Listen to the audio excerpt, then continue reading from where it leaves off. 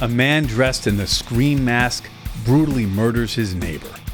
Welcome to True Crime Boss. I'm Jared Ferrantino, and we are discussing Zak Moyer, a 30-year-old resident of Lehighton, who was in a feud with his neighbor, Edward Whitehead Jr., and very recently donned the ghost face Scream mask and black outfit, and armed with a knife and battery-operated chainsaw, went over into Mr. Whitehead's home and brutally assaulted him with those implements.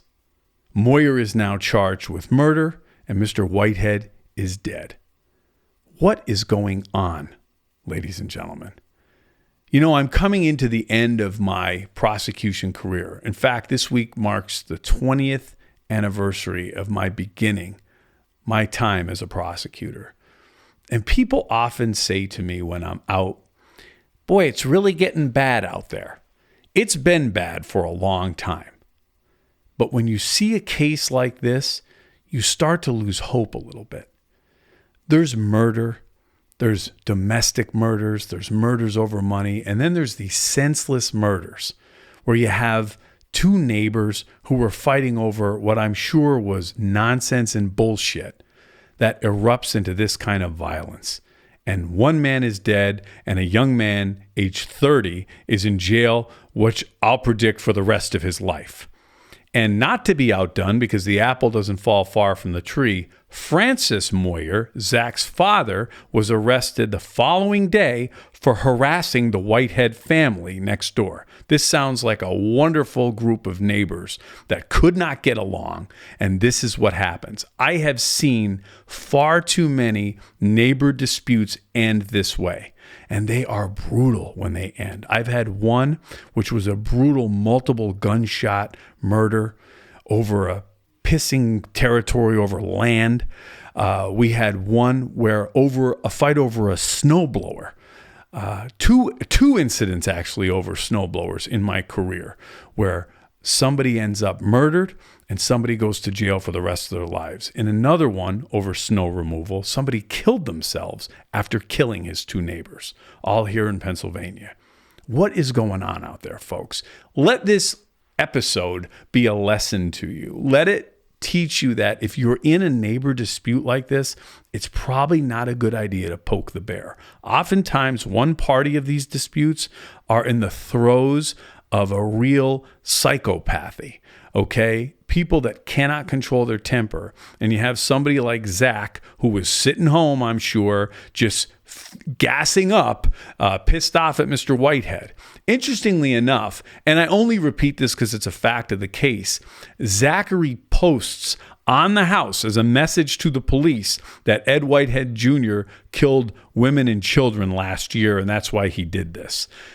None of that has been verified and does not appear to be the case at all. So after you brutally stab your next door neighbor, why not just defame and slander his reputation on your way out the door? But that's what's going on in this particular case. Thankfully, Moyer was captured by the Pennsylvania State Police. He turned himself in peacefully after some negotiation. And I can't say enough what a great job the Pennsylvania State Police do. It seems like we're talking about PSP more often than any other agency, number one, because I'm in that jurisdiction, but I can't say enough about what a great job they do and bringing this particular matter to a peaceful resolution in capturing Zak Moyer is certainly a credit to that agency. But I look at these kinds of cases and I start to think, like, how are we treating each other as human beings? You know, take the prosecution and lawyer hat off for a minute. How does this happen? Lehighton is like so many communities in this town, particularly in Carbon County. These are towns that were built around coal mines, and the homes are small and they're nestled in these communities where the homes are close to one another, and they're turning into homes that are going to third generations and fourth generations of families in some cases. In other cases, the homes are being cut up into apartments, and you have these kind of feuds in these neighborhoods. They're extraordinarily difficult and oftentimes result in violence, lawsuits, and in murder. Please be on the lookout for the telltale signs in these kinds of cases. When you have someone who is capable of this kind of violence, they will tell you along the way oftentimes. They will make threats. They will act in a way that isn't logical. When you start to see these things, start pulling away from these people. Do not poke the bear. You're going to have this problem. And it's too late for Mr. Whitehead now, who at 59 lost his life. And I read through the news accounts, his family is at a loss. A beloved member of their family is gone. Now they have to go back to that house and be reminded of the brutal, violent death that he suffered. He suffered multiple stab wounds to the head. He also had stab wounds to his hands. And when you see that, folks, you know that somebody was trying to defend themselves. Those are defensive wounds. Someone trying to block a knife from impacting them.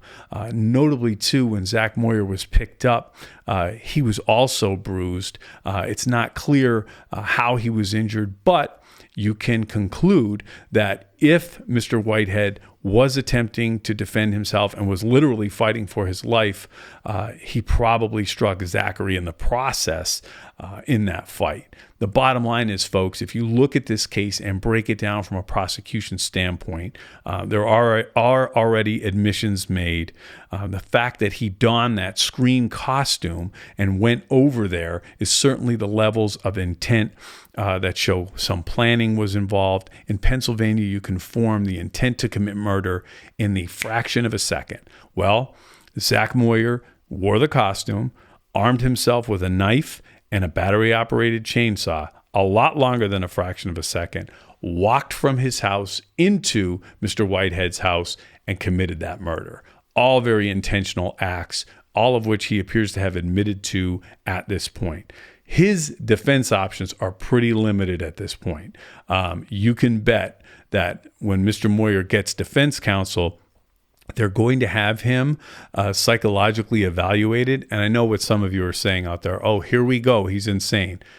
This is a crazy thing to do, ladies and gentlemen. Sane people do not wear the Ghostface Scream costume and go hack their neighbors to death, okay? And I'm not saying Mr. Moyer is legally insane. I'm saying this is some crazy shit.